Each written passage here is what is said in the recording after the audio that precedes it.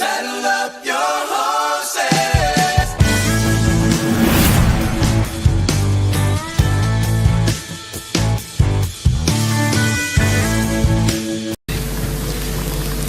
Ladies and gentlemen, we got him. Pitter patter. Let's get at her. It is another episode of the Mainly Broncos podcast. And yes, we got him. Jaylon Waddle. We got the big fish. There has been all the speculation of free agency this offseason that the Broncos were going to dip their toes in the state of Florida and come away with a big fish from the state of Florida. Devin Lloyd, Travis Etienne, apparently, not Travis Etienne, but Travis Etienne, getting one of those players.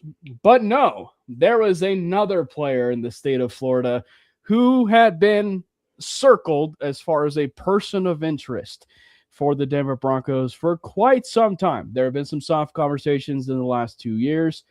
And then obviously with the trade deadline, with it being the first time it ever came public that there was interest between the Denver Broncos, Jaylon Waddle, and the Miami Dolphins, the interest circulated once more in this offseason as of 10 days ago. And the Denver Broncos and Miami Dolphins agreed to a trade, sending Jaylon Waddle, a 4th-round pick, to the Denver Broncos for a 1st-round pick of this year, not 2027, and a 3rd-round pick and a 4th-round pick. It's essentially a 4th-round pick swap of 2026 draft compensation, and we have a new weapon in Denver. Jordan, let's go, boys. Jordan, Brandon, we'll get to you guys here in just a little bit, but of course, make sure you hit the subscribe button for the MHRT Network page. There is a join feature. Feel free to hit that join feature. It's a membership. Feel free to subscribe however it is that you feel like.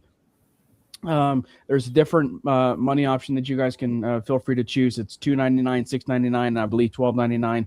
Feel free to choose whatever it is that you feel like. And then obviously there's a Mainly Broncos YouTube channel that you guys can subscribe to. And obviously one thing we actually didn't get a chance to mention too is we have an Instagram, we have a TikTok page. All you have to do is just search Mainly Broncos podcast and you'll be able to find it pretty quick and easy.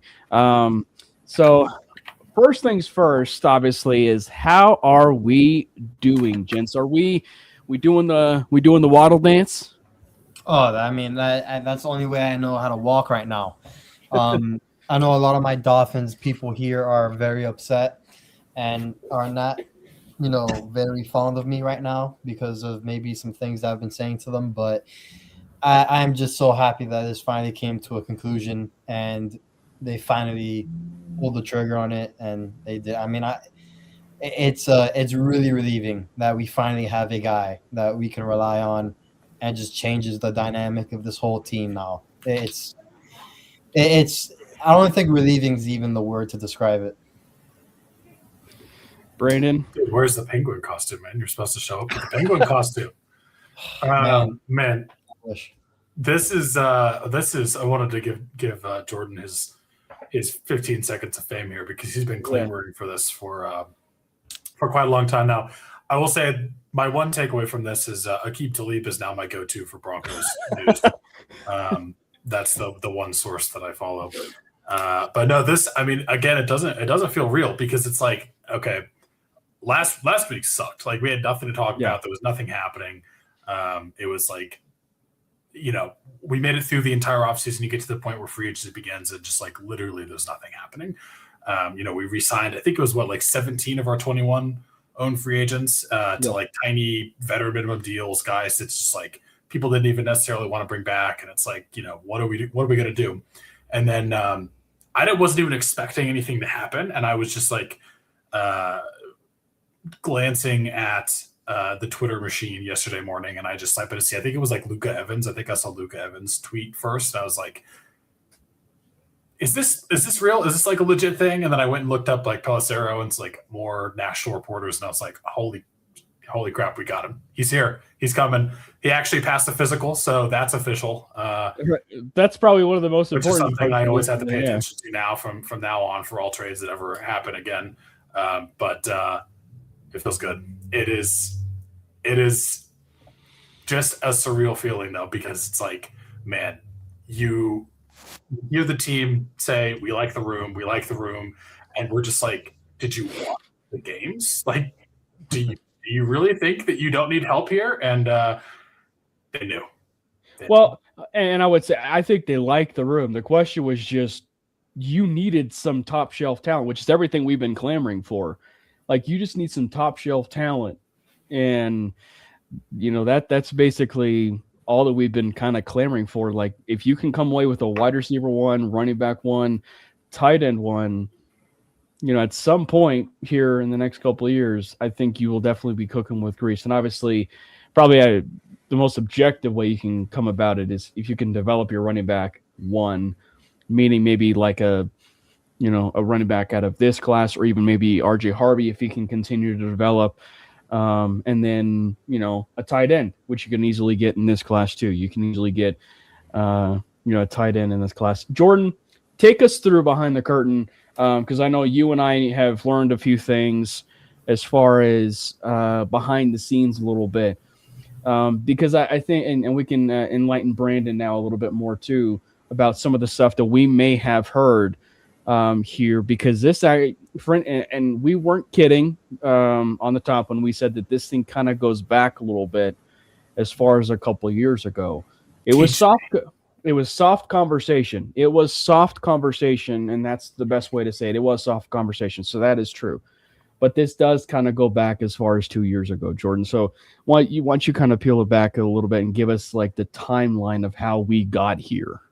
Man, it is I mean, there's a reason why I really wanted him and knowing how things went. But first of all, if you don't know, we do have a little Jaylon Waddle over here helping us out here. You're the left, the far right corner. Yeah, far right corner over here. It's no longer the Manly logo. It is Jaylon Waddle, just for right now, just for this episode. Just want to give everybody a heads up there. Yeah. This goes back all the way to last year, getting closer to the deadline. And before I say anything, I am not a guy to be just making stuff up. He doesn't have sources necessarily. It's just exactly like I'm not trying to pretend to be someone that like.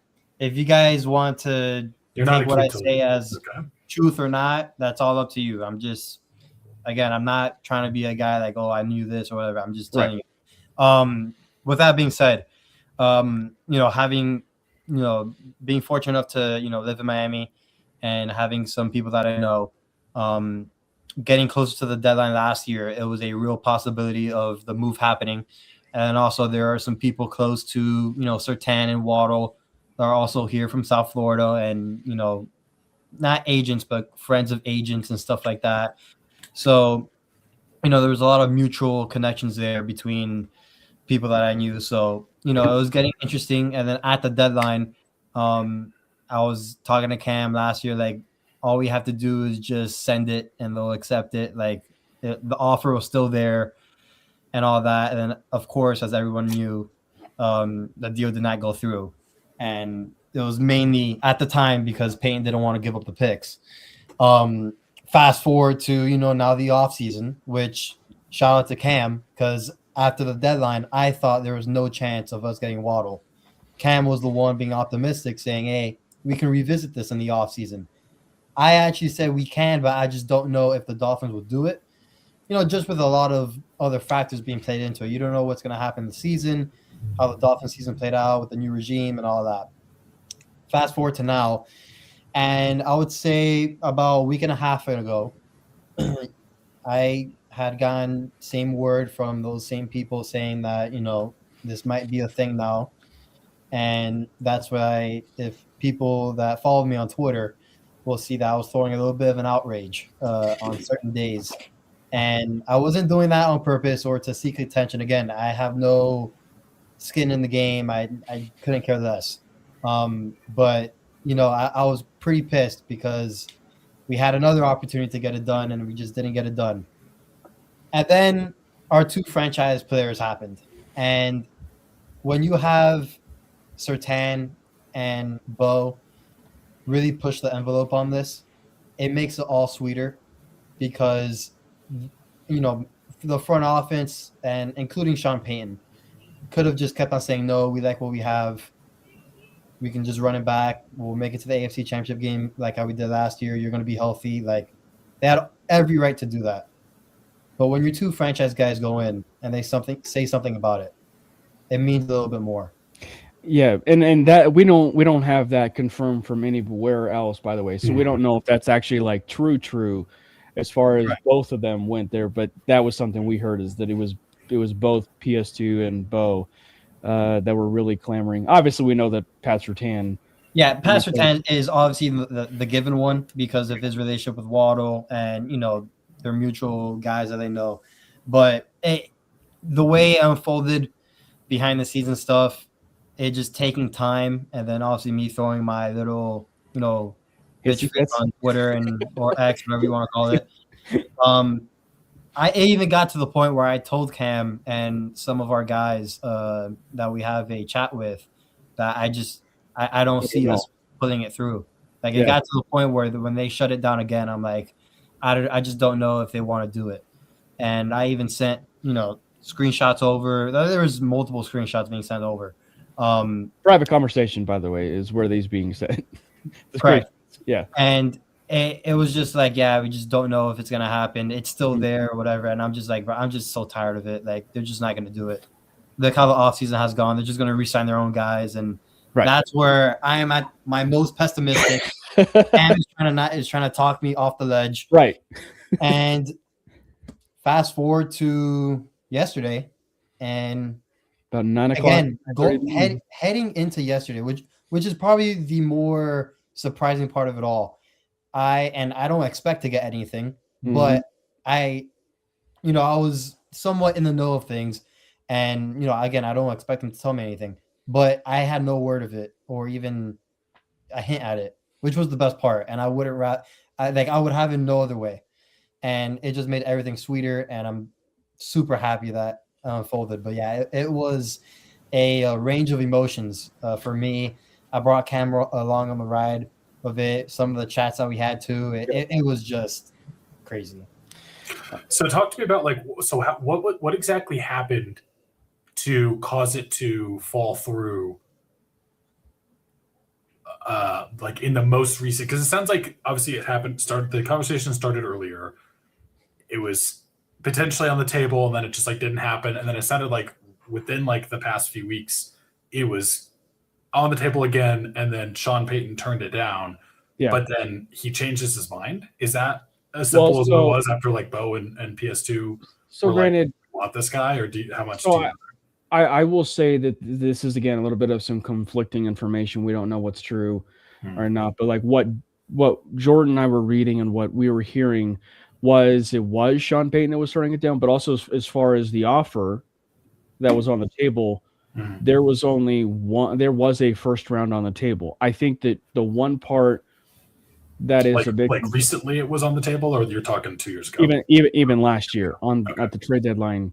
But I think where it gets a bit conflicting as far as the information is that when you talk to some of the people that probably were more in the know than both Jordan and I, it sounded like the Dolphins' offer was actually pretty ridiculous as far as what they were wanting to, move off of him, which ended up being 2 first-round picks.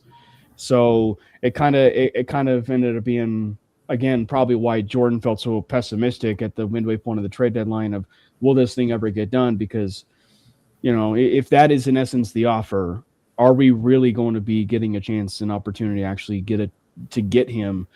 And then lo and behold, we rolled with the idea of a new regime, the John Carson effect of draft day, if you will, rolling with the new GM and calling a new GM and getting a first round pick. And I think that the as we're diving into this trade a little bit more, I think the part of it for me, Brandon and Jordan, I think that I'm most excited about is this is entirely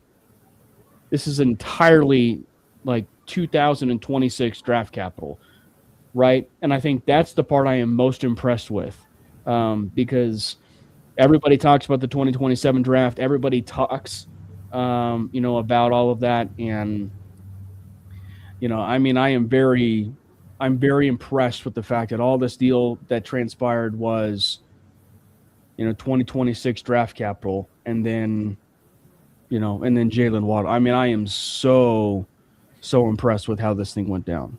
Yeah, I think like to me when you look at this from you start at the not necessarily the beginning, but you look at like the trade deadline last year and us hearing about the rumors that are circulating about this trade, and like at that point, thinking about giving up a first round pick to me is like that is. I understand why you would kind of balk at that, because it's like, okay, this is more of an unknown. Like we don't know exactly where in the first round I'm going to be picking. Is it going to be a top 15 pick? Is it going to be a top 20 pick? Like what's that going to be? And you don't know at that point in time. But when you're doing that kind of offer and that kind of trade now, overpaid for Waddle. I mean, this is the time where you overpay. Like if you're going to be in a Super Bowl window where you have a quarterback on a rookie deal, if you're going to overpay any time, like this is the time to overpay. And I don't even know if I would believe that, in my opinion, it's an overpay, but I'll get to that. What I was saying is, I think knowing that it's pick 30 and it's like solidified of where you're picking, it's the end of the round. You already have an idea of like, you've looked into the draft class, who's potentially going to be there, and you weigh that against, the unknown commodity in Waddle. This is not necessarily a strong draft class, and I wouldn't say it's a strong draft class at the wide receiver position either. So you're looking at like who would you maybe have in that range? It's like maybe Casey Concepcion and Omar Cooper, maybe, yeah, and that's kind of it. And it's like, okay. And I feel like, well, it's like, okay, would you rather have that? Would you rather have Waddle? And to me, like, it's not even a close discussion. I feel like a lot of the times when I see people say, and I've seen so many people say that, oh, that's a lot to give up for Jaylon Waddle, or that's an overpay, is I think when people see literally the sentence of first round pick, everything goes out the window, because first round pick is this magical, mystical thing that's put on a pedestal, and it's so valuable, and it's like, oh, I can't believe they gave that up. And it's like, first round picks bust 50% of the time, right? Yeah. Like it's insane. Look at literally all you have to do is look at this last season. I'm not saying that, our first round pick from this last year is a bust, right? But Barron has barely played. So like, would you rather have a guy who's going to step in as your wide receiver one and play every single offensive snap that you are in the game, as long as he's healthy, or a guy who is on the other end of the spectrum and someone like Jahdae Barron, who I'm not mad about that pick. I think he's a fantastic depth piece for us and could even maybe get some more time this year. But to me, it's not even close. Like, you never know what your first round pick is going to be like. And especially when you're looking at who's going to be available around then, like, give me Jaylon Waddle 100 out of 100 times. Right. Yep. Again, the pessimistic view of my side when I heard about it the second time, it just being like kind of shut down again. I'm just like, it's not gonna happen right now. It's just never gonna happen with all this. And then just the way it unfolded was awesome, and it was funny because the day before the trade happened, so Monday, I tweeted out that, so I think someone asked me on Twitter or something like that, and I still said like I'm still confident it's gonna happen, just because like it's just too obvious from the things, and I didn't tweet it out, but like the things I was hearing and just all the connections, like it had to happen, but it just wasn't gonna happen now, in my opinion. And the guy was like, "What makes you so confident?" and whatever. I was just like, "I'm just confident it happens. This is gonna take time, unfortunately." That's why I actually tweeted to him. And then another guy said, "Do you have like a hint or anything?" I just didn't respond. And the next day happens, it goes off, and these guys are like, "Oh, look, it happened earlier than expected." I'm just like, I can't believe it. Like, right. Just the way it went down, just It is what it is. I mean, the timing, at least for the Broncos right now, is good because, again, they still haven't really signed anybody outside the organization. But apparently, too, because the report came down that they signed Tyson Anderson. Obviously, that ended up not being true. yes. So it just, this is what the only move that Broncos fans were wanting and needing the most. And the Broncos finally got it done, and it's going to be better. There's a lot to unpack, obviously, with the trade itself. And granted, I do think that, when people do talk about the overpay, I love that you talked about that. I think that that's the way that,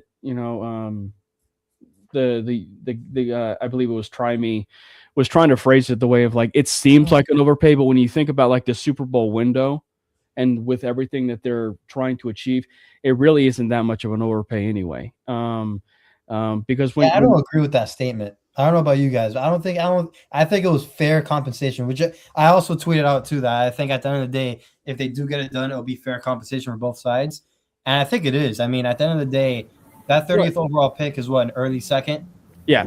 Well, that's been the stuff, but I don't mind him coming to that conclusion because again, you still have to like operate in the window like they're a Super Bowl roster, they're a Super Bowl ready roster, and making a swing like this made all the sense in the world. Plus, too, when you start to realize the trade happening now, I mean, we were trying to process what was the plan for the Denver Broncos in this offseason with what they were doing, right? Like signing the in-house free agents and all these players, in this free agency window and not going and big game hunting, if you will, for some of these players. Well, as it turns out, the reason why that I'm interpreting this, the reason why they were making these financial moves of retaining players that, frankly, they could have retained around training camp or after the draft is because financially they wanted to make sure that this Waddle trade was going to end up happening and end up getting done. And so in order for that to happen, they had to financially make some of these moves and restructures for that to happen. So as far as a quick thing, because there's two quick notes I wanted to make note as far as the other part of this conversation, and I think it's an indirect take that I don't think many people are correlating. That even if it's an overpay, I will say this: the Broncos were aggressive with the Miami Dolphins to acquire Jaylon Waddle. Now that so much, it also affects them as a team, but also trading a first-round pick also indirectly or directly impacts the New England Patriots now, because now the New England Patriots are basically going to have to be even more aggressive, because if they so badly want A.J. Brown, you are going to have to probably give up no more than 2 first-round picks for A.J. Brown if Jaylon Waddle costs that much, that is quite a hefty price. So at this point, it's either A.J. Brown is staying with the Eagles or he's moving forward with another team, maybe like the Rams, which is very much like, the F them picks mentality, right? Yeah. So that's the other part of this too, that's like directly or indirectly related to the New England Patriots, where the Broncos made a move that not only just affects their roster, but also affects a team that they faced in the AFC Championship game that they overpaid for Romeo Doubs, and meanwhile, we're trading for Jaylon Waddle, which significantly upgrades our team, while the New England Patriots are a little bit worse probably right now as far as a roster goes now that we added Waddle to the mix. The last thing I was going to add to this, you look at the pick 30 history. This kind of goes along the lines of what we were talking about.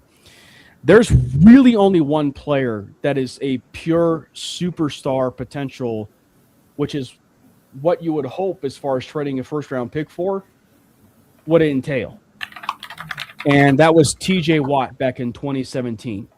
Jeez. You look at this pick history, and I don't mean to disrespect obviously one of your Miami boys, Jordan. But some of these are solid players, but it's not one where I'm not trading like a first round pick for a player like this or something. But like some of these players, Maxwell Hairston last year with Buffalo, Nate Wiggins with Baltimore, Nolan Smith with the Eagles, George Karlaftis with the Chiefs, Greg Rousseau, Buffalo. Again, not necessarily giving up a first for him, but I mean still. DeAndre Baker, Dolphins, Mike Hughes, the Vikings, and then there's TJ Watt. Demarius Randall in 2015, Jimmy Ward, Alec Ogletree, Muhammad Wilkerson, Javid Best, Kenny Britt, Dustin Keller, Craig Davis, Joseph Adai, Heath Miller. I mean, the list goes on and on and on of players that are not exactly superstars at pick 30. So, I mean, like, in an ideal world, you're trading a first-round pick, for a player that's going to instantly impact your roster. Much of the same likes of how we want to interpret that the Broncos got a first-round pick, right, for Bradley Chubb. They shift it off to the New Orleans Saints for Sean Payton. It's almost like that exact same logic. Yep.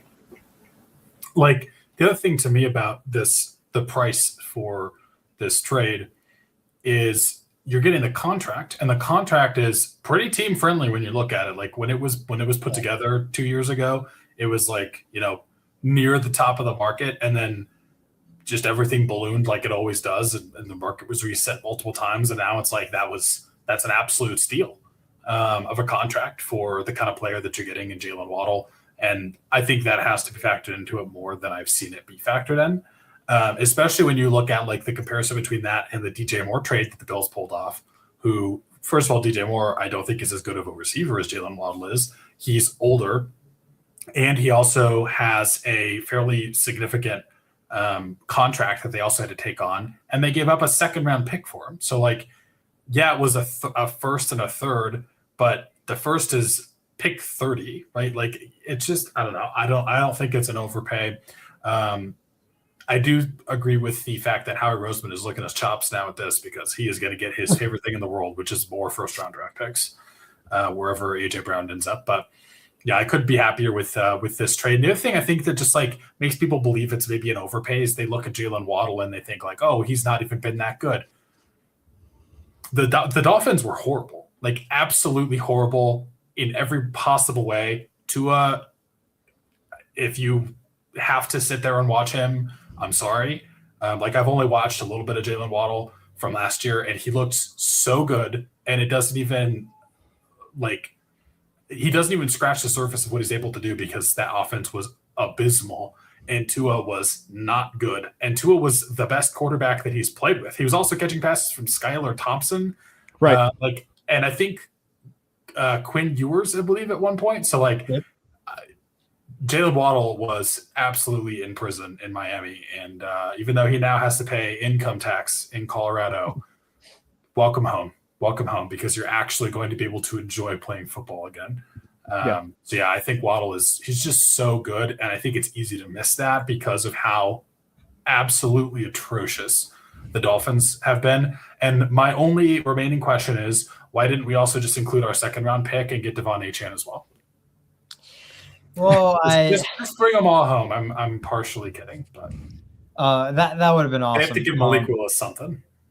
Yeah, I mean, I feel bad for Malik Willis now. Dude, I feel who's the biggest loser in free agency? Like, you take the teams.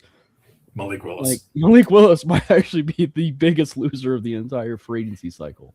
I mean, he got paid. Yeah. Good for him, but as someone who obviously lives in Miami, I see, most of the Dolphins games, because I wouldn't say I'm forced to watch it, but there are, it is on my TV. So I've always seen Jaylon Waddle and how great he is, and again, the way he played last year, even with that offense being, let's just say, inconsistent at best, he was awesome last year, because that offense was truly bad. And like, if you were to watch some of his highlights or just full games, I mean, he was the heart and soul of that offense almost every single time, and he still figured out ways to produce. The fact that now he's a Bronco, and not only is it going to benefit himself, but the people now he makes better because of his presence is also the biggest thing as well. Because as someone who has been critical of number 14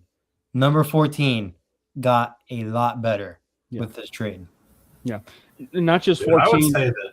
Oh, go ahead. I was just going to say, you and I are probably on the same wavelength, Brandon, because like I was going to say, obviously it's the entire room, but 14 got better. 11 specifically got better because here's a guy who did get exponentially better for all things considered in year 2. There's just a kind of a bit of a glaring need in his game that needs to get better. And that's, you can't body catch everything.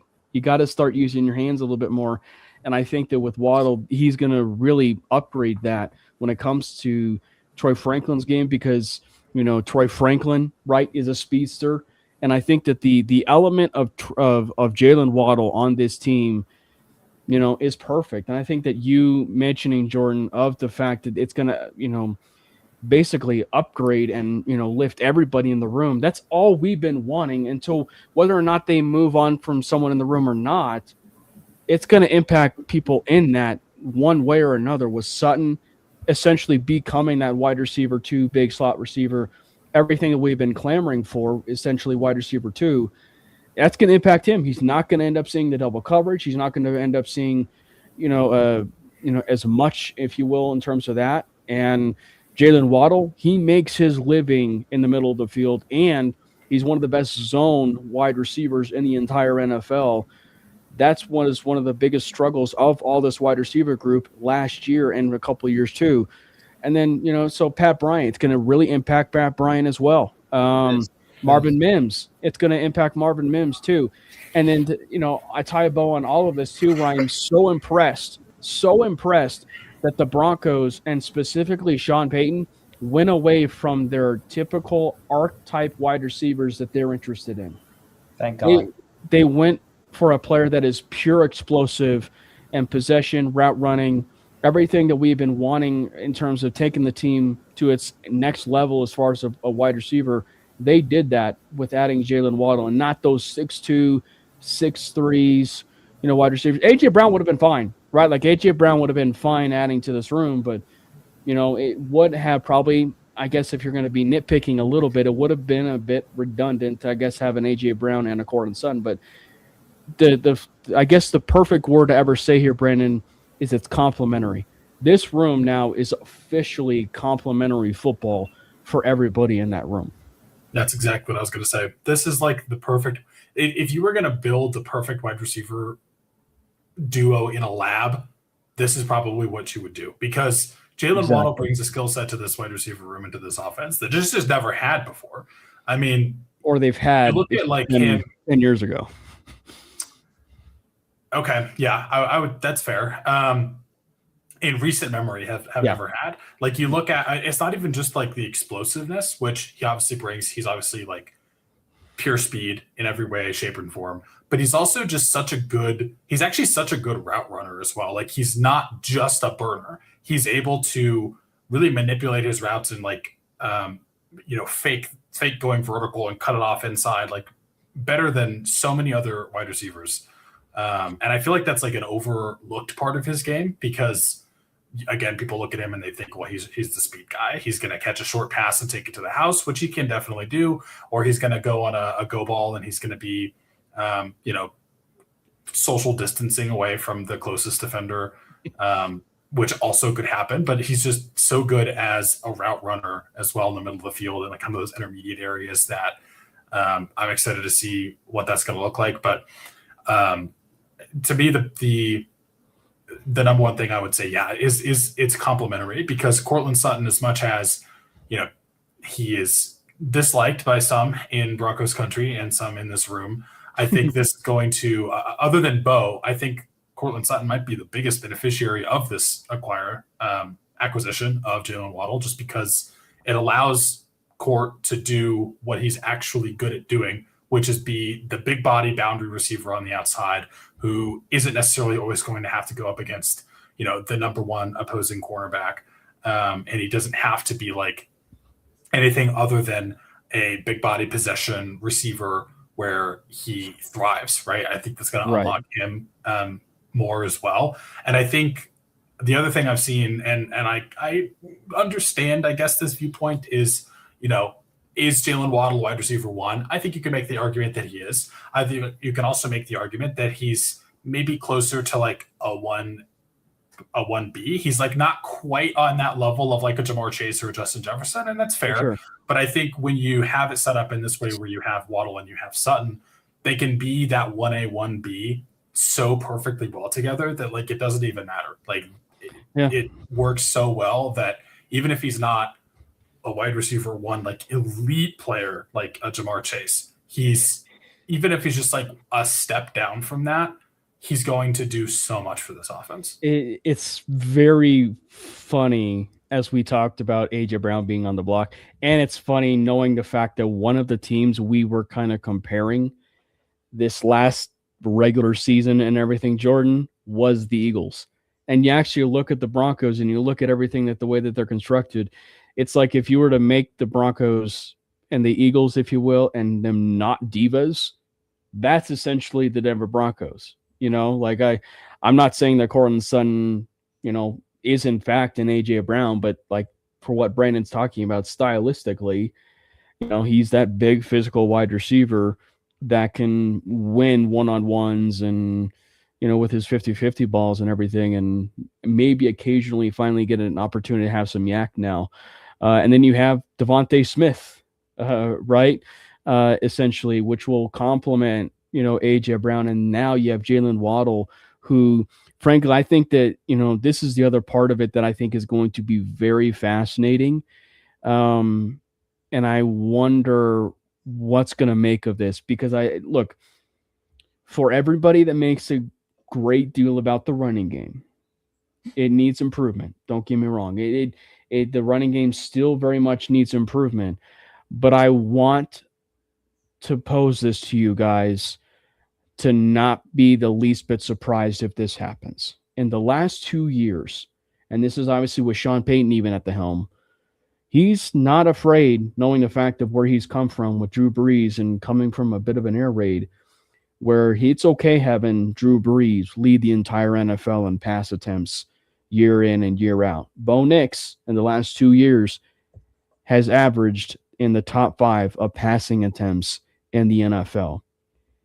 Guess it just so happens comes from a Mike Leach system, an air raid system that is now the offensive coordinator for the Denver Broncos, Davis Webb. I don't think it's out of the realm of possibility, and this kind of leads into our conversation where I don't think anything happens with the wide receiver room. I don't think there's any new trades that happen, and frankly, would I be surprised if there was? No, I would not be. But I think that this is going to be an opportunity where they are really going to, pun intended, let Bo Nix be a quarterback and feed a lot of those wide receivers of Waddle, especially Sutton, Mims. Ingram's going to feast.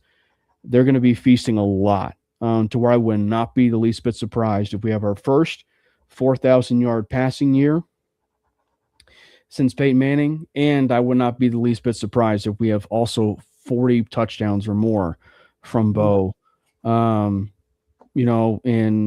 2026. I'm not ruling that out because of who Davis Webb comes from in the air raid, and knowing the fact that he just came from, the Sean Payton tree.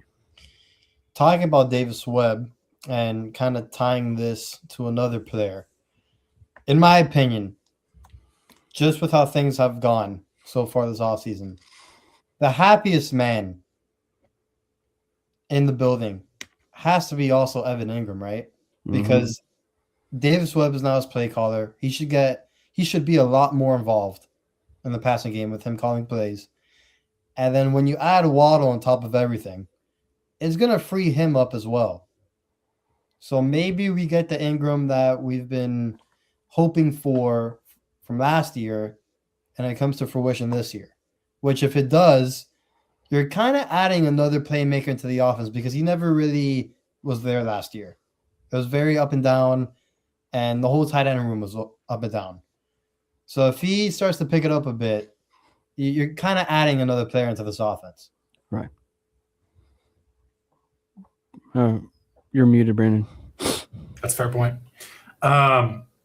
Yeah, I mean, I do think Evan Ingram is going to also be a beneficiary of Jaylon Waddle. I wouldn't be surprised, though, if we still address tight end in the draft. And I think, like, you should. Look at us not making as much of a move there as you would maybe hope, especially in bringing back, Adam Troutman and et cetera, and keeping that entire room when that's been pretty much our Achilles heel for the past, et cetera amount of years, right? But this is an incredibly deep tight end draft class. There's definitely a lot of guys that can make a difference that you can select that are probably going to be available there at 62. They're going to be available, probably even in the fourth round. And right. We now have a higher pick in the fourth round. So I think that's going to be somewhere that you see a move still be made. My biggest number one thing here in terms of like where I want to see this offense continue to progress is tight end, because we brought back J.K. Dobbins. J.K. Dobbins was one of the best running backs in the NFL last year, full stop. I mean, yes, he did not stay healthy, and yes, you have to find some way to account for that. I mean, I know you're hoping RJ Harvey is able to make a step forward here, and you need to still bring in someone else. But tight end, you have to do something to upgrade that room. And like, even if Evan Ingram is getting an extra burst of life, if you will, from the way that he's able to be utilized in this offense now, and not having to be like, he's being maybe now even like the number 3 or 4 target when you look at how that all shakes out. But I do think you just have to do something to upgrade that tight end spot and help Bo out even more, because if you're going to make him pass that much, which I personally don't even think I want that. Like, I don't think that's a sustainable path to success. I think you need to have more of a running game. And I think that, that's still going to be a focal point. But if you're going to really air it out this much, you got to give him a better tight end than what he has right now. And that's even if Evan Ingram makes a jump. And I only am just kind of like connecting dots. I'm not saying this is going to be happening. I'm just piecing things together as far as what we've known about Sean Payton. And when we think that there's been a running game that they need to commit to, and granted, a lot of that has been the running game itself, they've been pass happy, right? Frankly, the other part, it's funny, the other part that I think is a very large beneficiary of this Jaylon Waddle trade is RJ Harvey in the passing game.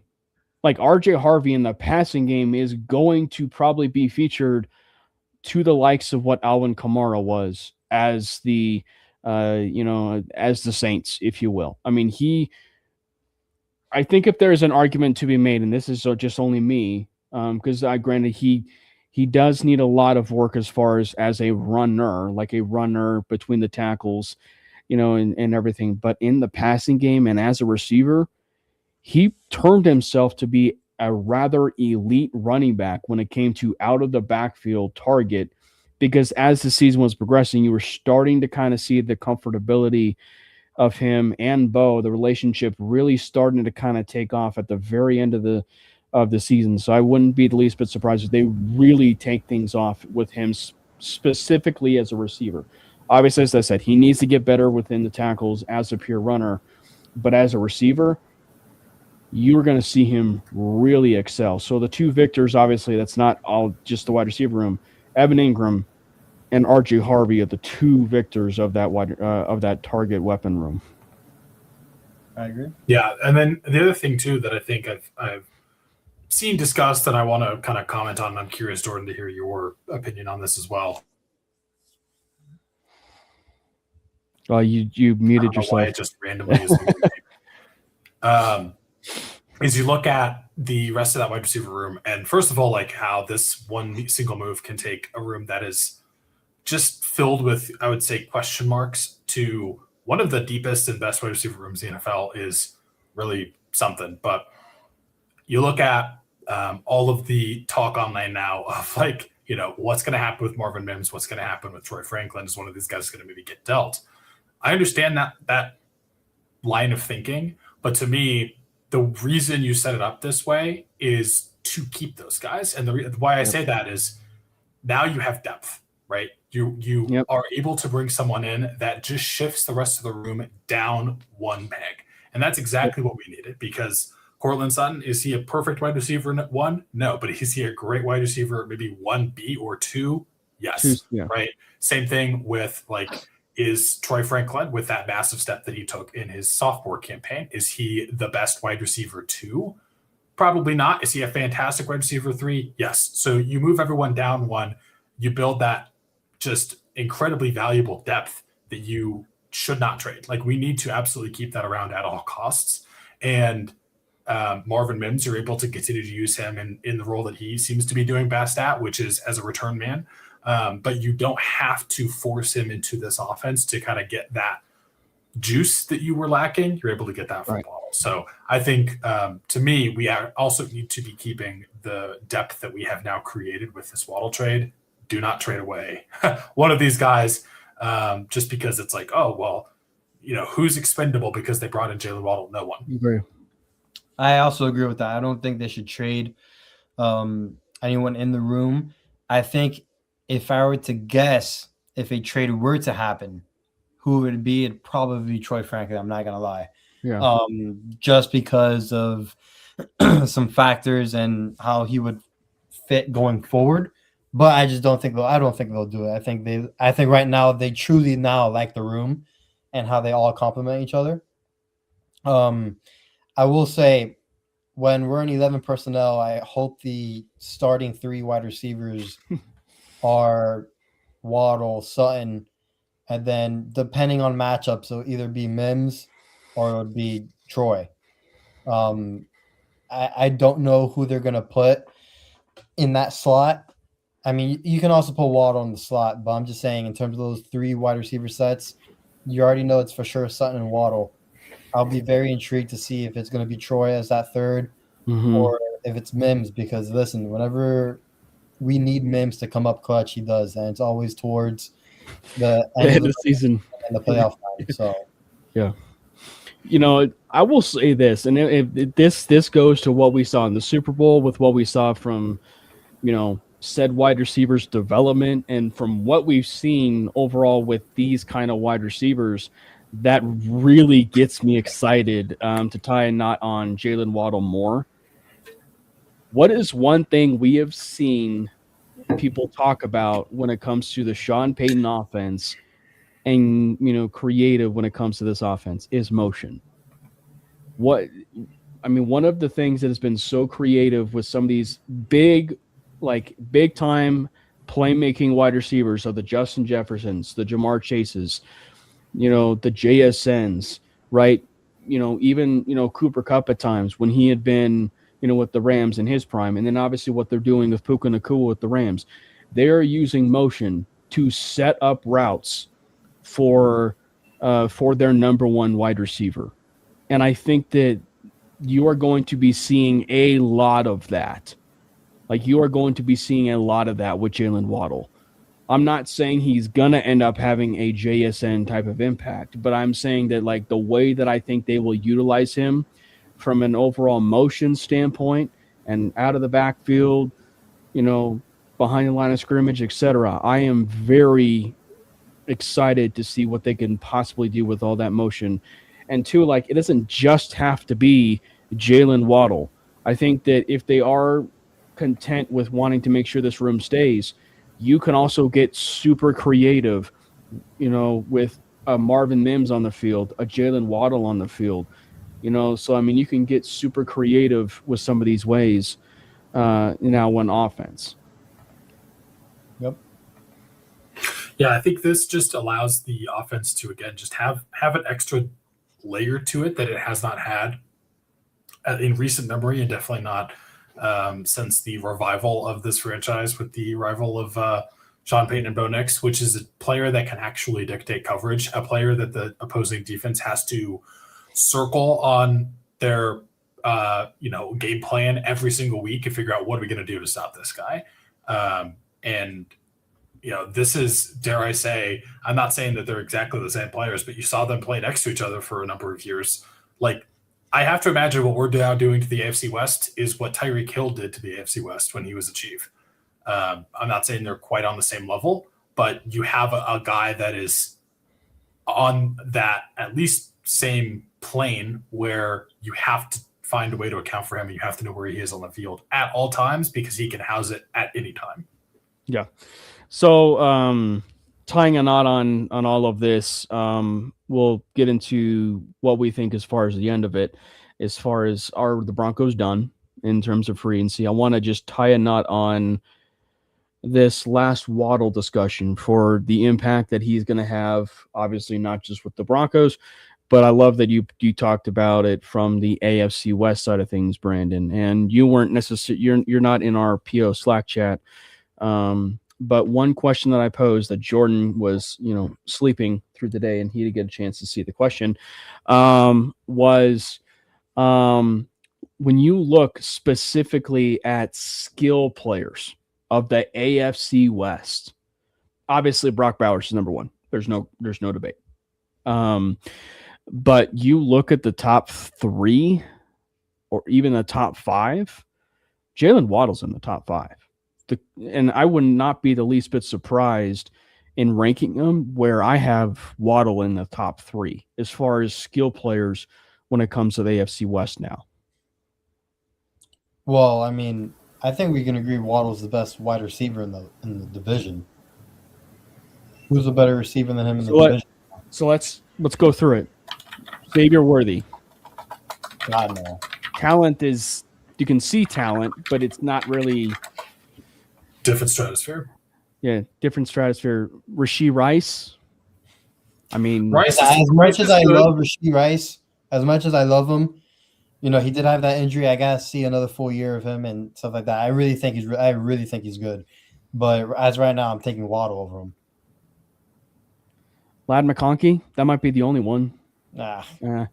I mean, he's really, really good. But I mean, like, as far as wide receivers, like you're looking at him. I mean, Ladd's above Cortland.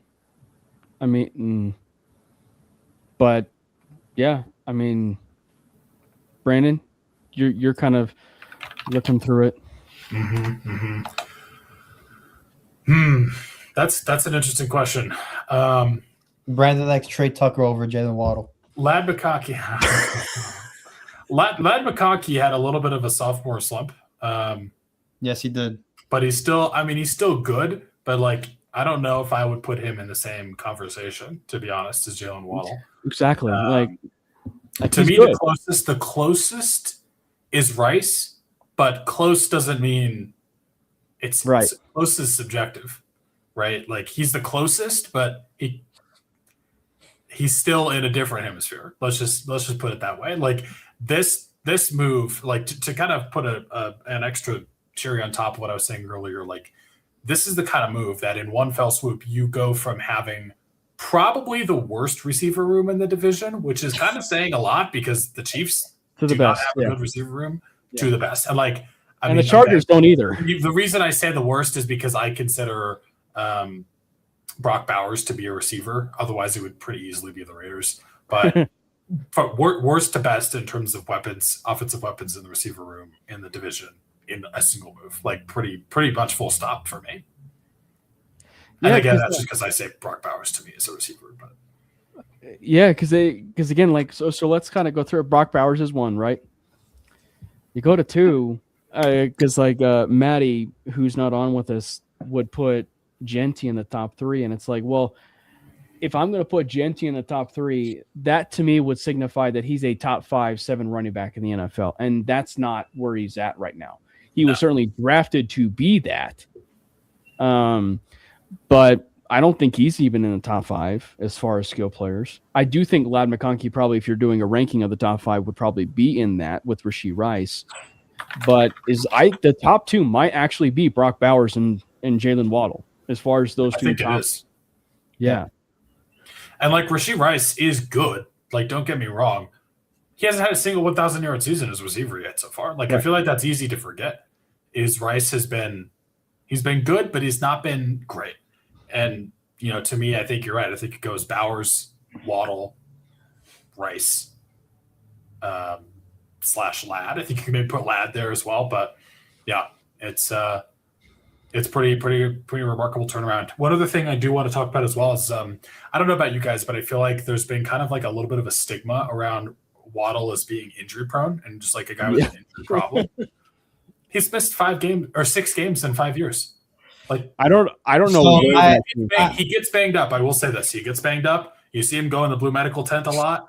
It's kind of concerning, but he gets back out there and he continues to play. Like it's tough. It's almost like Demaryius Thomas. I don't want to. He gets banged up. He's right back out there and he's playing.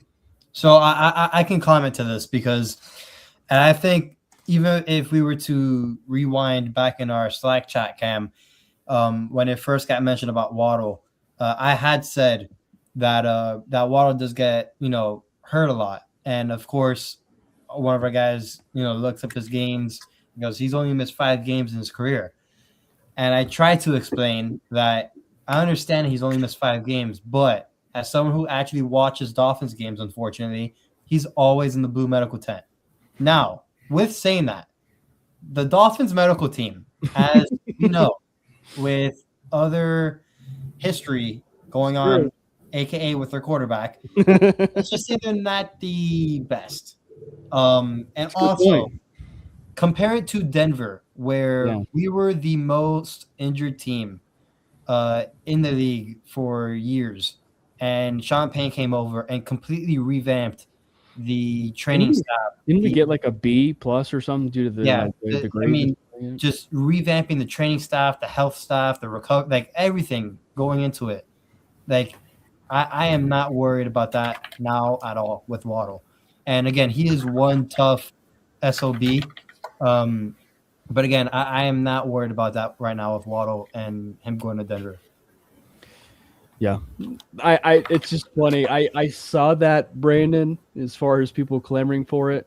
Not clamoring, but like mentioning that as far as like. I do understand it though. I do. Don't get me wrong. He goes in the blue medical tent. Like I wanted to make sure I highlighted that because that is of fact. course.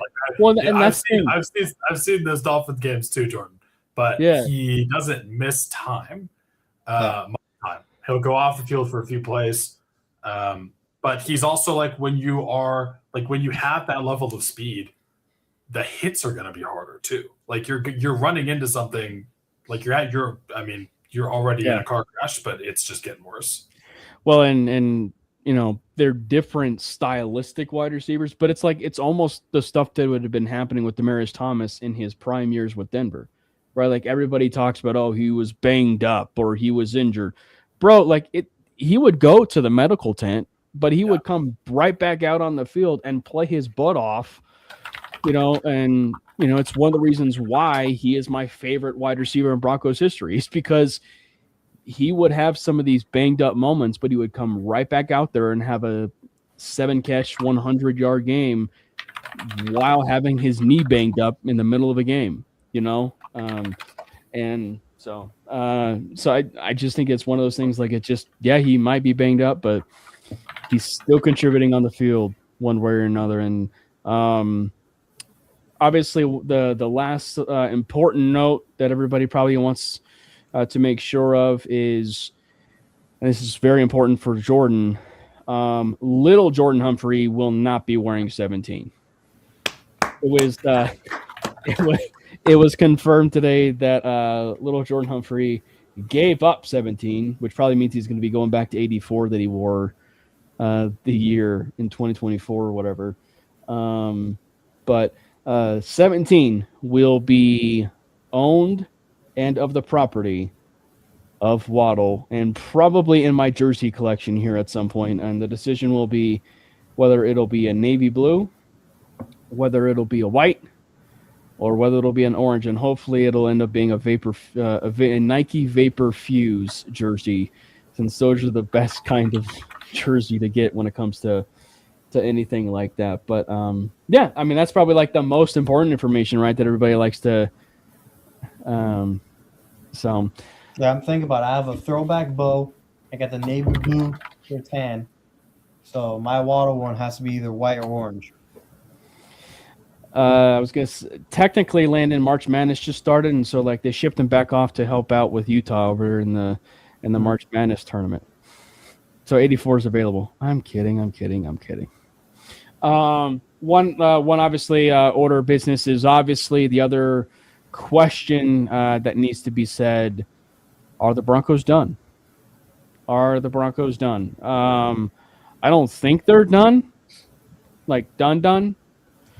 But I will say, knowing the fact that this was their plan financially of signing everyone and then basically trading for Jaylon Waddle, right, which ended up being that plan, I really am curious to see what stops here. Like, do they go out and get a Cam Jordan? Do they go out and get a David Njoku? Some of these other vets, or do they actually throw a dart? I wouldn't be the least bit surprised by this. Do they actually go and throw a dart at Green Bay and go get Luke Musgrave, or take Cole Kmet off their hands down there in Chicago? I just wouldn't be the least bit surprised if the Broncos are dabbling a little bit in if they're being this aggressive and stuff to kind of maybe still look at that tight end room and everything. If Kamara cost a 7th round pick, like usually those guys usually cost, do you do it? Easily, to me. Like a 7th round pick, come on. What is that my preferred choice? Because that's a little bit of a different conversation. There's some guys in this draft class I think I would maybe rather have that are like young, cost controlled. But if it's a 7th round pick, I'll take it. I'm still firmly in the HN for a second because he's in a contract year. I mean, to be fair, to be fair, I would take that. I do not think it's going to happen. Let me be clear. I don't think it's realistic, but I would do it. I will say this. It's not going to happen. But it came out today from Adam Schefter.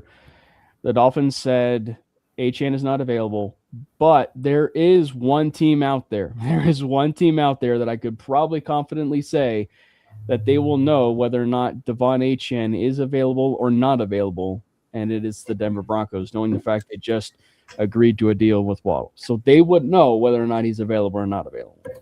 Hey, man, it just further contributes to March for Arch. Unfortunately, with the Devon HN situation, I don't think he would cost a 2nd round pick. Because you think he costs more than a 2nd round pick? Yes, I hit. Yes, because the reason I said second, he's in a contract here. That's a very good point. Very good point. But with that being said, if he is on the Broncos, he is instantly and by far our most dynamic player. Even more than Waddle. Yeah, and it's that close. Yeah. Devon HN's special, man. I'm aware that it's a pipe dream, but man, I'm dreaming. I'm dreaming. I just think it's so funny because Brandon, you and I talked about his draft profile when he came out, and you and I really liked him. Our question was just like, where is he stylistically going to be at? When it comes to the, this NFL landscape, and sure enough, he ends up being this just weapon. That's it. He's just this weapon that they use as both a running back and a wide receiver. Yeah, dude is freaky good, man. I think the biggest problem we had with him was he was small. He's not a big dude, but you know, it doesn't. If he only costs a second, he won't. But yeah, in a heartbeat.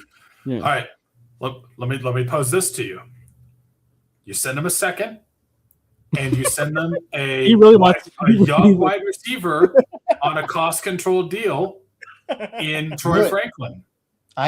Brandon, I'm there with you. I know I just said don't trade your depth pieces, but I'm saying right now for Devon HN, I would do it because they have no weapons. They're number one. Let me just read off to you the Dolphins wide receiver room. Jaylon Tolbert.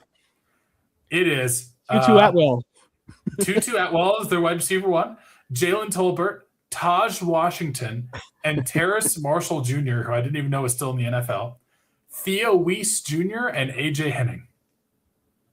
And Blake Washington. Troy Franklin might be the wide receiver one on that team. Troy Franklin will be the wide receiver one. I'm telling you. So second round pick and Troy Franklin still on a rookie contract? Okay. Maybe in Marvin Mims. I know it will not happen, but I want it to happen. Yeah, I would. I'm there with you. I would do it in a heartbeat, and then I would pay him his contract that he well deservedly earned. Easily.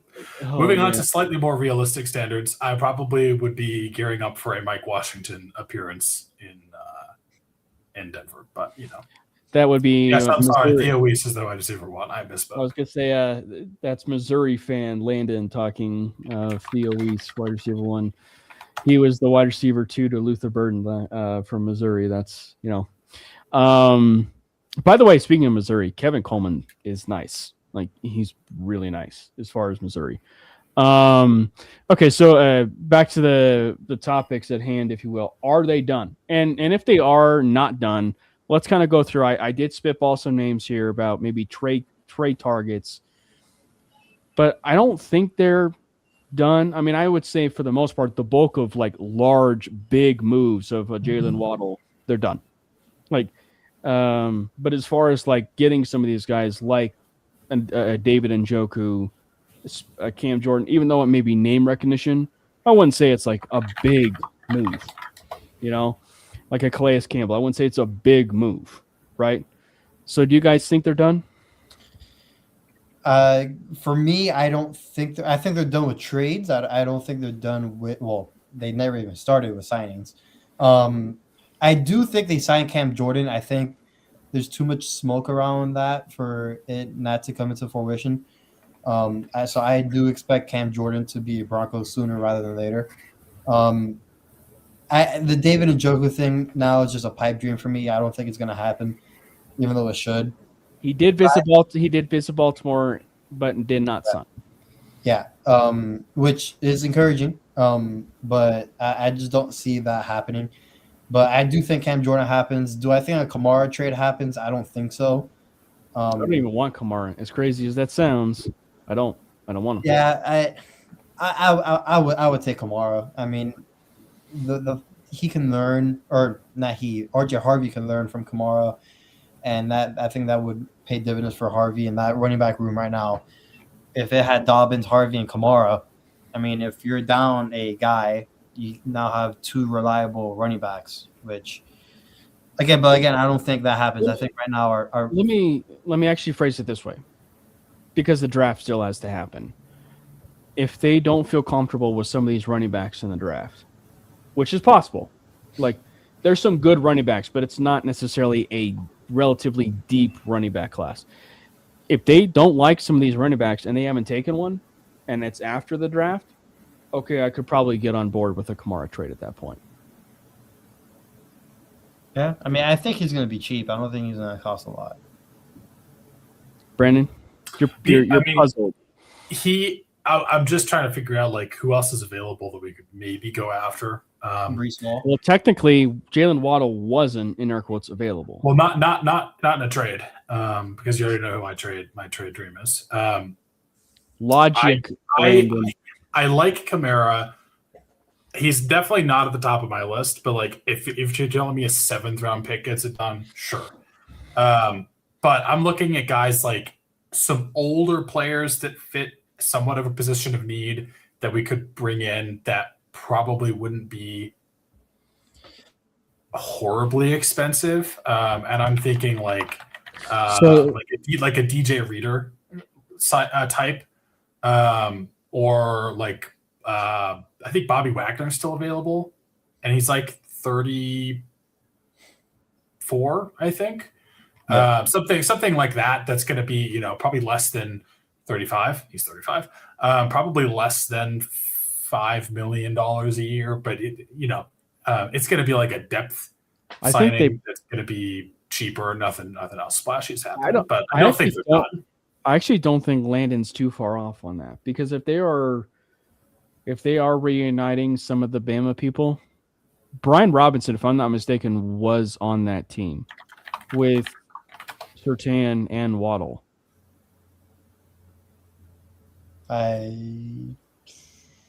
Is he available? He's a free agent. Yeah, he's a free agent. He's a free agent still? Interesting. Okay. He's 26. That wouldn't be terrible. he's not going to cost a lot either. He might be what you can get him on a 1-year deal for what 2.5 maybe. Mm-hmm. Essentially the same deals that you've been going after. Yeah. I'm looking at, as far as trades, like if they wanted to go out and, do trades, maybe they pull another fast one and they do a defensive lineman trade, much like what they did with the shrewd trade of John Franklin Myers. Like maybe they do that. And some of the 2027, Brian Breezy with the Saints.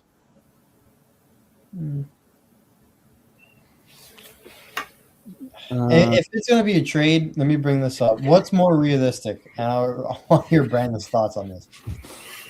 Is it the A-Chain one, or would it be Breece Hall? Just because there's a relationship there with the GM, him being from Denver. Or Kamara, obviously. Yeah, but, there's that relationship factor there with the Jets. What's his name? Darren. Yeah. Darren Boogie. Yeah, him. It was reported that they did franchise tag him because of Denver. The Jets obviously need a lot of things, and maybe a wide receiver. Maybe like a Troy Franklin as well. So. What's more realistic? Well, the one thing I will say is Breece Hall's tag was not exclusive, so he actually could be signed elsewhere, but the Jets would have to match it. We would have to owe, I believe, we would have to pay. What's that? Is it 2 first-round picks? I don't think it's 2 first-round picks. I think it's at least a first.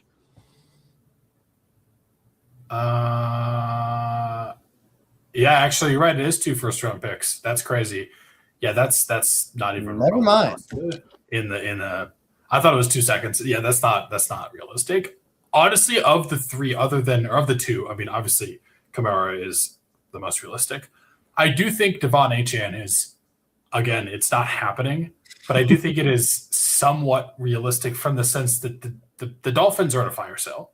Like, they just want to rip the Band-Aid off. They've admitted that they're a horrible franchise that right now, like, they're not really going anywhere for several years. They're in the running for the number 1 overall pick. The march for Arch is on. And I do think that as much as it would absolutely suck for Malik Willis, like, it would kind of be in their best interest because, yeah, right now, I guess you could keep Devon Achane. Malik Willis could win you 6 games and you're out of the Arch Manning competition. Let's say for some reason Malik Willis, doesn't build off of that showing that he gave us in Green Bay and he falls completely flat on his face and they get a first-round pick, or they get the number 1 overall pick in the first round, let's say next year. They get Arch Manning, and then he comes in and he has no one to throw it to, but he does have Devon Achane. Okay, that's pretty good. But then, like, by the time that you build up the rest of the roster around him to get him some more weapons, to get him a better offensive line, to get him a defense that exists, that isn't Swiss cheese, like, you're already out of the Devon Achane prime at that point, right? Like, that's going to take multiple years, and you're going to also have to pay Achane after this year. So while I'm still admitting that it is probably not happening, that $175 million debt cap, while I'm still saying it's probably not happening, I do think I can see the path where it makes sense, but I also don't think it will happen. Yeah. So here's the thing: if they do trade, I will say I do think it is at least somewhat realistic, and definitely more realistic than Breece Hall. If you talk about positions. If you talk about positions and the position groups that they want to target, tight end, whatever, what do you think is the most logical position that they target via trade?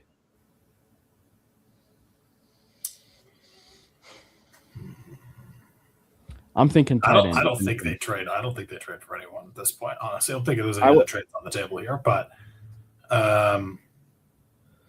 like at one point it was Dawson Knox, and then Dawson Knox surprisingly got extended by Buffalo. But there's Cole Kmet out there. Luke Musgrave has been my dart, mine and Sayer Bettinger's dart, if you will, for the last 2 years now. Yeah, I'd say tight end. I'm going to say defensive line. Okay, so who would you target? Because I'm looking at the I'm looking at the 2027 free agents right now. Who would you target? I mean, the reason I say defensive Jalen Carter. Jalen Carter. I'm joking. I'm going to go with no on that. Hey, you were dreaming about A-Chan. I might as well just throw out Jalen Carter. How about Zach Sealer of the Dolphins? Zach Sealer, fun fact, Zach Sealer is currently the highest cap hit player currently on the team, and he's making $11 million against the cap next year. Maybe someone like Malik Collins, someone that's like a little bit older, that is potentially available, is going to be a free agent next year. But like, I'm just thinking there's enough of that's kind of like the market where you find the deals that happen, like a John Franklin Myers for a sixth. Like you see those happen, I would say, with somewhat regularity. And I just think that you need a body there. So I would say defensive line would be my guess. But I mean, it could be like a Deron Payne, someone like that, probably a bit older, probably someone a bit older than him. Maybe like Harrison Phillips, something like that. Keanu Benton. How old is he? Benton's 25, almost 26. Okay. Maybe like a Solomon Thomas, someone in that kind of range of 31. Not horribly expensive, but just to kind of shore that up a little bit, have another veteran in that room. You're probably still going to maybe draft a player on the line as well, but just someone else so we're not putting it all on Uwazurike and Savion Jones. Yeah, it's a hard thing because I mean, like, defense line also too is like we're saying, it's not a great class. Like usually when people always will say it's a great draft class, they're referring to it being relatively deep on about 4 or 5 different positions, right? And in this class, you're talking running backs, okay, but tight end. I actually like the wide receiver class, but still, you go back to the Waddle stuff. The impact you're going to get from a rookie wide receiver in this room won't be as impactful for what Jaylon Waddle is going to end up giving you. So it still makes a ton of sense to actually go up 30. So I like the wide receiver class. I think that's deep. Tight end class is deep. Linebacker class is deep. But that's not like well more than 5 on your hand in terms of a relatively good draft class overall. So, I mean, I wouldn't – and the other part of it too is it seems like, right, that's been the report, teams are prioritizing 2027 as far as draft picks. Mm-hmm. So, yeah. I mean, I am interested to see, speaking of Savion Jones, like how he kind of continues to Uwazurike is a free agent, by the way. Because Uwazurike is going to be a free agent. But I just think you gotta add something on that defensive line. I did not realize Uwazurike is a free agent after this, after 2027. Or wait, after 2026. We signed him yet. We might. That would probably give us an indication as far as what we feel is, who would be the true JFM replacement. I think if you're probably going off a pecking order, I probably would say Uwazurike and then Savion Jones. That's probably what I would go off of a pecking order. We'll see. You're quiet. They really Jordan. like Uwazurike, apparently. Yeah, I trust the depth that we have though on the defensive line, especially with maybe a Savion Jones stepping up and making an impact. I don't know if they'll really would trade for one. I just think the only move they'll do in that room is signing a Cam Jordan, and that's it, and then maybe drafting one.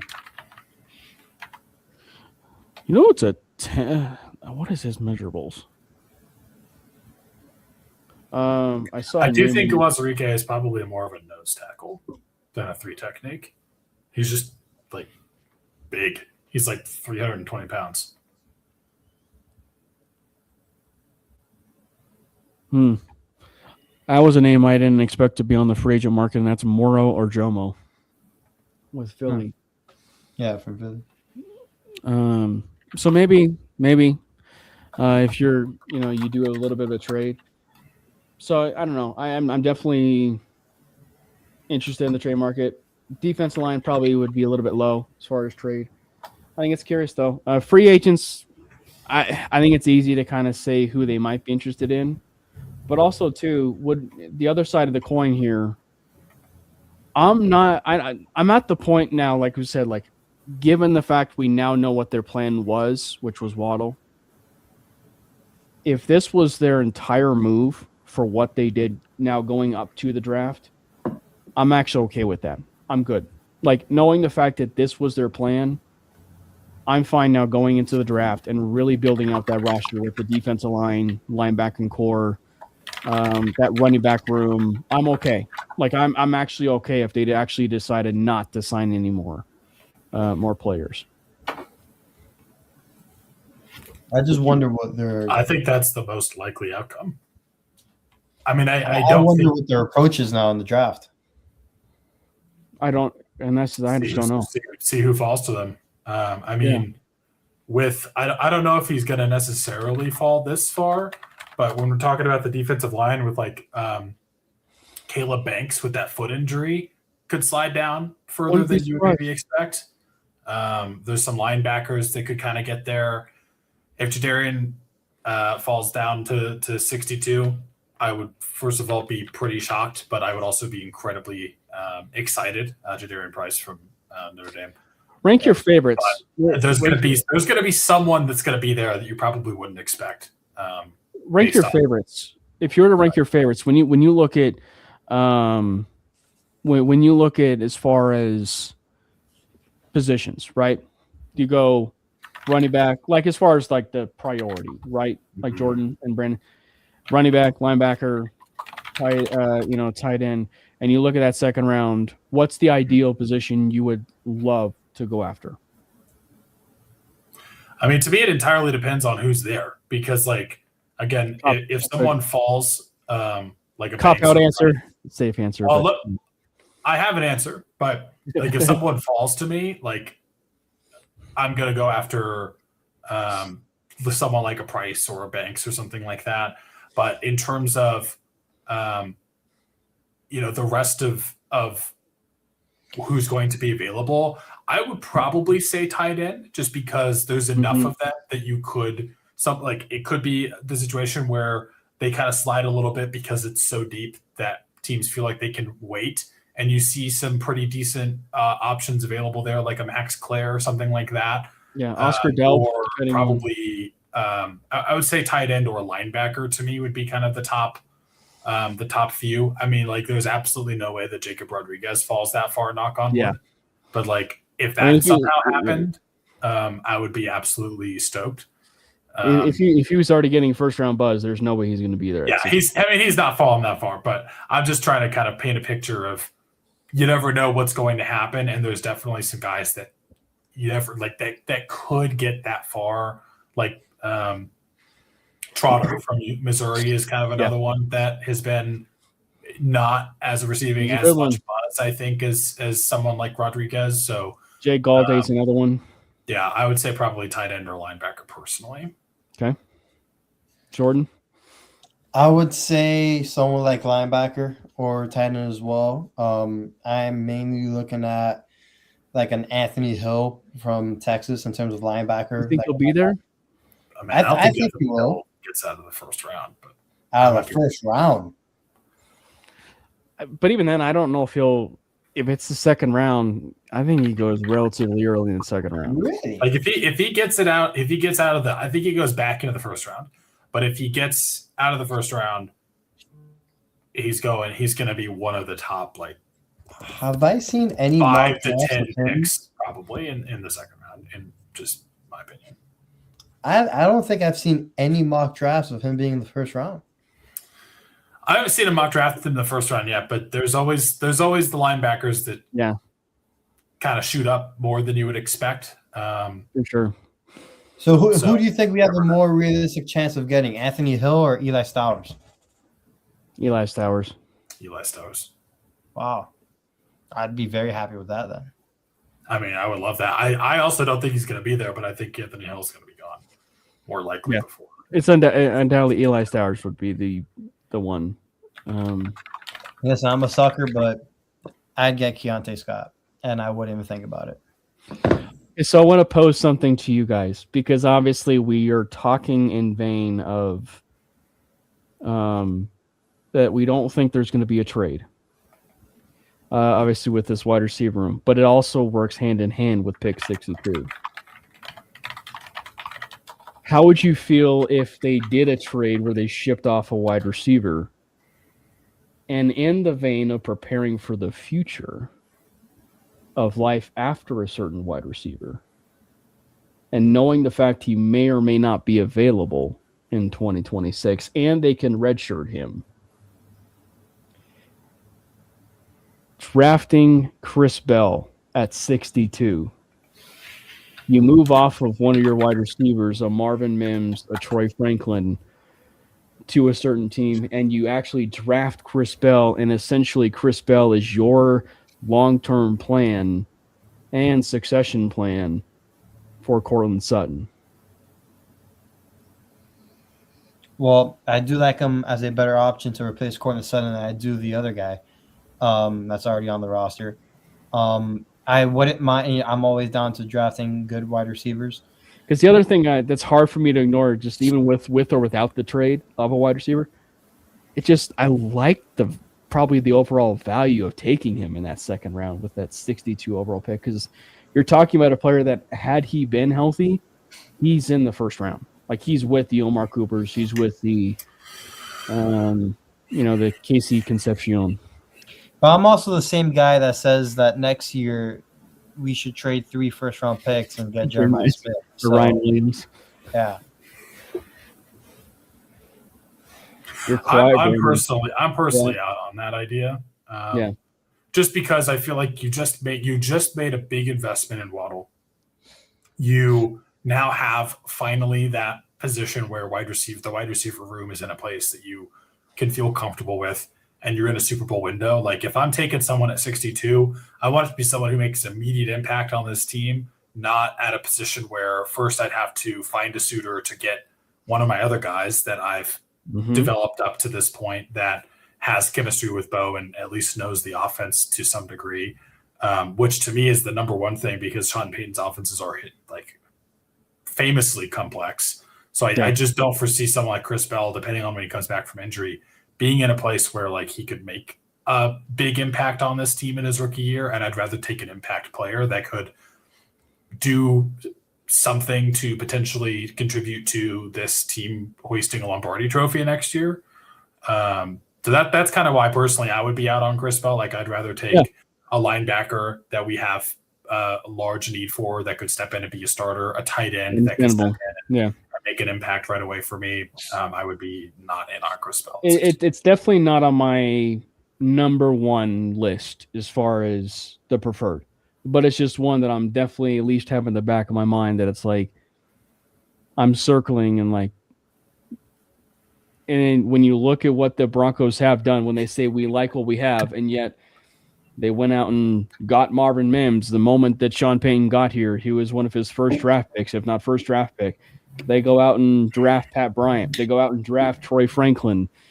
They trade for Jaylon Waddle, So it's one where it's like I'm at least not ruling out the possibility that maybe they want to go out and still add a wide receiver. And wide receiver could be the new corner, as far as this team where Sean's just he's looking at it and hey, it's a good wide receiver class. Let's take a dart. Ted Hurst in the 4th round. Let's take a dart. I don't know if he'll be there in the 4th, but let's do a dart throw. Let's draft Ted Hurst. There in the 4th. So I wouldn't be shocked by that at all. So any other final thoughts as far as Waddle. Just waddle. Jordan. Just waddle. Whatever you do, just waddle around. I'm happy, boys. This is going to be fun. This is exactly what I needed to see this offseason. Yeah. I was understandably upset going into this entire free agency period up until yesterday morning. Obviously, you weren't the only one. That, to me, like this is already like a win. Like I'll take this. I'll take this offseason, even if we do nothing else. This is, you bring back almost all of your free agents that you were going to potentially lose, and you bring in a just elite difference maker, in my opinion, in Jaylon Waddle, and I'm happy. We're good. I don't even care what they do in the draft. I'm going to watch it because there's definitely still some moves to be made. And this team can definitely get even better at some positions that we've talked about today, but I'm already happy with where we end up if nothing else happens. I was going to say, like, I always enjoy watching the NFL draft and seeing all the new additions that we end up having. Oh, I'm a psycho. I'm going to watch it. I'm still watching the first round, even though we have no pick. For sure. But knowing the fact that, we actually made this move and we are in that Super Bowl window, and, it's just one where I could just kind of sit back and enjoy the draft. And on Sunday, I can go take a very nice, easy flight down to Europe, for 2 weeks. So I can the fact that we don't have to worry about like the Broncos taking like VPA over like a team need, like us having to force us to like a pick. We could just chill out now. By the way, we can't take a cornerback at 30 now. By the way, I'm going to do something really fun this year. I got a chance to interact with a Raiders fan who, of all people, actually lives in Colorado at the Senior Bowl. He works for Fansided. And of all things, he was the first contact I bumped into at the Senior Bowl. And I'm going to do the same. We're going to do the same thing we've done every year, Brandon and Jordan, even though we don't have a first-round pick. We're going to do the same thing we do every year, which is the Wednesday before the draft, we'll do a first-round mock. And I'm going to have him be a part of it. And we'll go through it, and we'll do the pick-by-picks, and we'll do a bit of an analysis of, like, who's going to select who. And I think we have a pretty good idea of who the Raiders will end up selecting. We probably thought they were going to end up having 2 first-round picks, but there's a certain failed physical that happened. And, when it comes to Jaylon Waddle, we passed physicals over here in Denver. So that result in giving away a first-round pick. But yeah, so it's going to be a lot of fun. I think his name is Levi Dombro. He does a bunch of Raider stuff. So we're going to have him on the night before the draft and just be a first-round mock. So it could be a lot of fun. Yeah, so on thank the you one guys. condition that he does not take Fernando Mendoza with the first pick. He has to throw a wrench in there immediately. I cannot guarantee that will happen, Brandon. Thank you guys so much for hopping in the chat. Make sure you hit the subscribe button for the MHRT Network page. Also hit the subscribe button for the Mainly Broncos YouTube page. And again, for the MHRT Network page, there is a join feature. It's essentially a subscription. There are 3 different features. It is $2.99, $6.99, and $12.99. Feel free to choose whichever option is best for you. Also, we do have accounts over there on TikTok and Instagram, where you will see clips from today's show and past shows that are over there on Instagram and TikTok, and of course YouTube Shorts. There as well summer fun content. Some are just clips, as we said, from here. So make sure you again go follow the Mainly Broncos YouTube page, Instagram, of course, TikTok, and of course support the boys. Follow the boys. Follow Brandon at Brandon Miller PO, at Jordan T. Lopez, and myself at Cameron Parker PO. And of course, there, to summarize everything from this episode and who was the biggest victor of them all, well, first things first, we got him. Ladies and gentlemen, we got him. Let's go Broncos! God bless Bo Nix! Fast lane when I pass in the street, bag of money in the passenger seat. Simple, been asking for me on the road from the west to the east. Way up, I might never come down, cause the coast racking up the flame out. So high, I might never